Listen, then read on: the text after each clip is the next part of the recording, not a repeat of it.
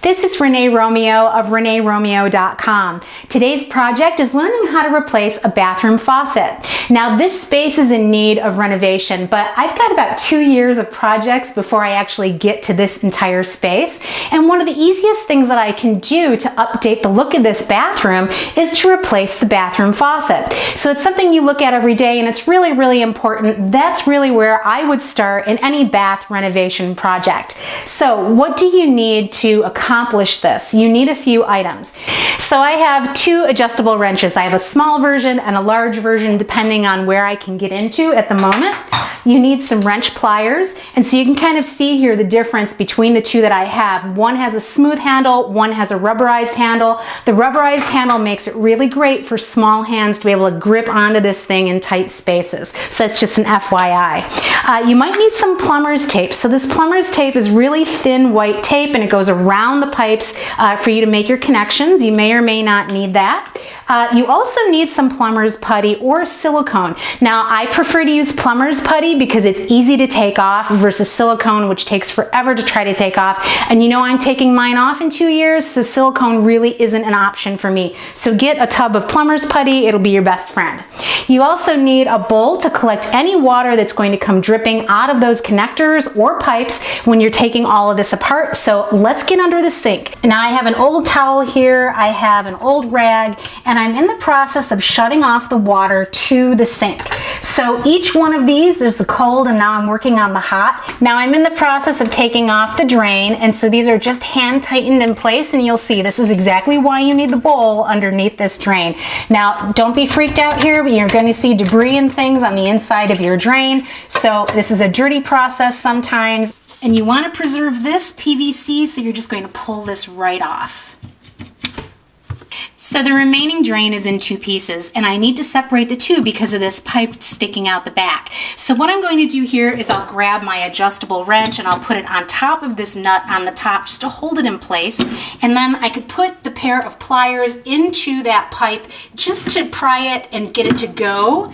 So this is nice and hand tightened. So now that this is loosened, I could just go ahead and unscrew it very easily until it comes off. I could push the pop-up up and pull that out of the top of the sink. So there's a rubber flange that goes underneath that nut, and so this needs to be removed, and then I can just push this up and out of the sink. And there's some old plumber's putty that I'm just going to drop right through that sink and get this nice and cleaned out. So there are 2 more pieces to take off regarding this pop-up. So there's an adjustable bar at the bottom held in place by a butterfly nut. So I'm just going to loosen that up, pull this off, and then take the pop-up part out through the top. And then let's take off our water supplies with our adjustable wrench. And so I'm just going to get this started. And then these are really just hand tightened too. So you're just going to take this apart, pull it off pretty easily.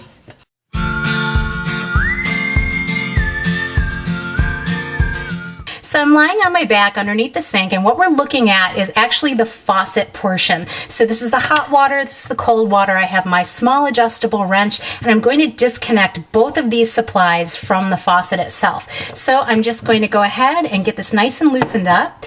And trust me, debris is going to fall on your face, water is going to drip on you during this process, but try not to let it be one of the tools that falls on your face. Now next up is to remove this hub, and so I've got my pliers on here. I'm just going to give this a crank and get it to untighten and then finish the rest by hand. So there are 3 nuts left. So now that this is loosened, I can go ahead and take off this center nut.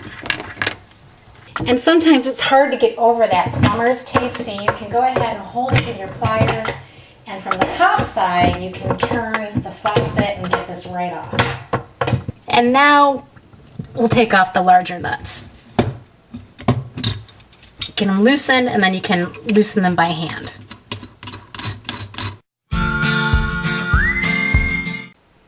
Well, now that the dirty part of the job is done, I just wanted to mention that some of the parts on your old faucet might not look exactly like mine, but you know what? They all function really similarly. So you're going to have the same type of parts to your faucet that I took off of mine. So just be aware that they might look a little different. The other thing is that underneath the sink It's a little tight, confined space, so if you suffer from claustrophobia, this may not be the right project for you. You may need to call a plumber after all.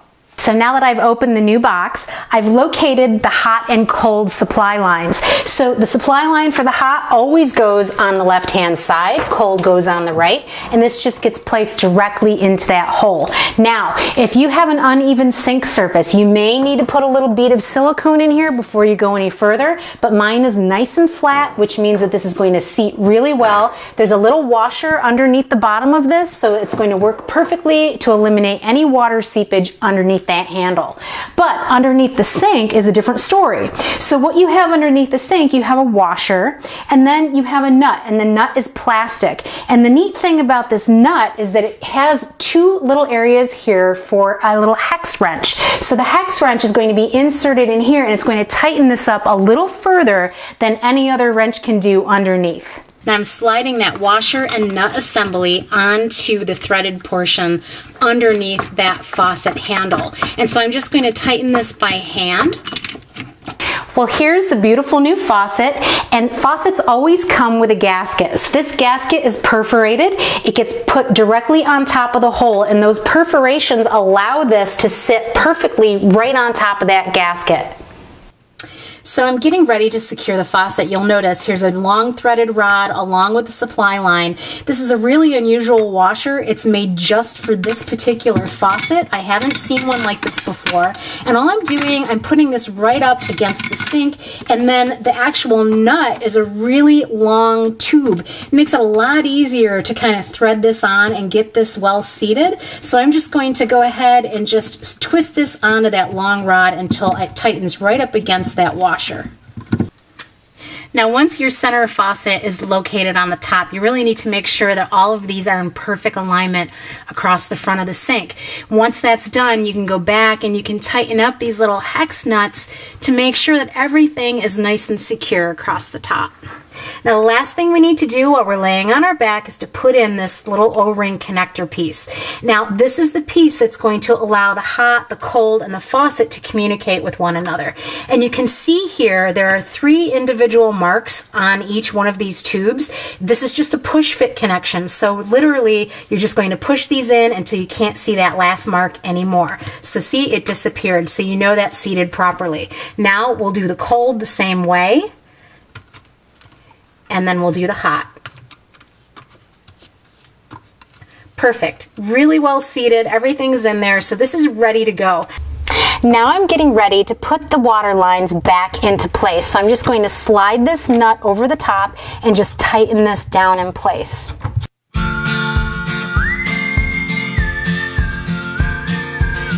So before we actually set the drain assembly in place, we're using our plumber's putty. Now, plumber's putty is stuff that is kind of like Play-Doh. It's almost like that. And all you're going to do here is you're going to just kind of press it in place around the rim. So you need quite a bit of this. And you know what? Don't worry about using too much because you can always scrape it off after the fact. Now there is the decorative drain assembly, and it gets pressed directly into that plumber's putty. So here's your typical pop-up. The great thing about this design is it comes with this little plastic cage. It kind of sits underneath that pop-up, and it prevents little things from falling down the drain, you know, like rings or jewelry, that kind of thing. So what you're going to do, you're going to take this little U shape, you're going to face it toward the back because that is going to accept the little lever that makes that pop-up go up and down. Now I'm working on the drain assembly. This piece goes right back up into that sink area and gets screwed into place. So now that this is screwed into that decorative piece in the sink, I'm going to turn this to the back and make sure that this is able to accept that pop-up. So this is going to face directly to the back. I'll hand tighten this nut that's right here, and then I can finish it off with a wrench. Now that that's tight, I can come in and I can pull off all the extra plumber's putty. So this is nicely seated. Nothing is going to get down that drain. Now this ball joint is the mechanism that allows the pop-up to go up and down. So it gets inserted into the PVC, and then on top of that, we're going to put the nut and secure this in place just by hand. Now we have to install the adjustable channel. So there's a little clip here. It's got 2 little holes.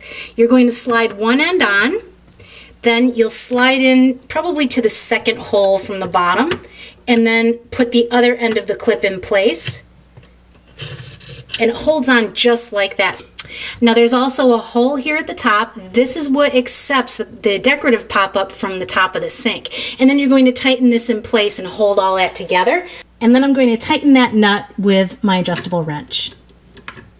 Now if you've inserted your pop-up in the right direction, you're going to be able to move it up and down with the simple slide of the rod located right behind the faucet.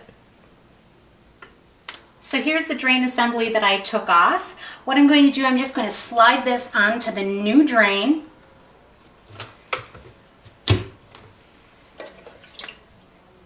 Take my trap and hand tighten it in place. And then I'll turn the water on.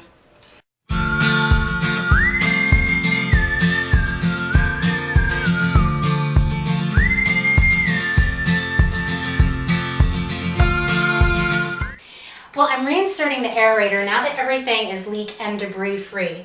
And I hope you can see just how easy it was to replace this bathroom faucet. It took me about an hour and a half start to finish. That's removing the old one and putting in the new one. So this is Renee Romeo of reneeromeo.com. Thank you so much for watching this project, and please, if you enjoyed it, please like, share, subscribe, and follow, and I'll see you next time.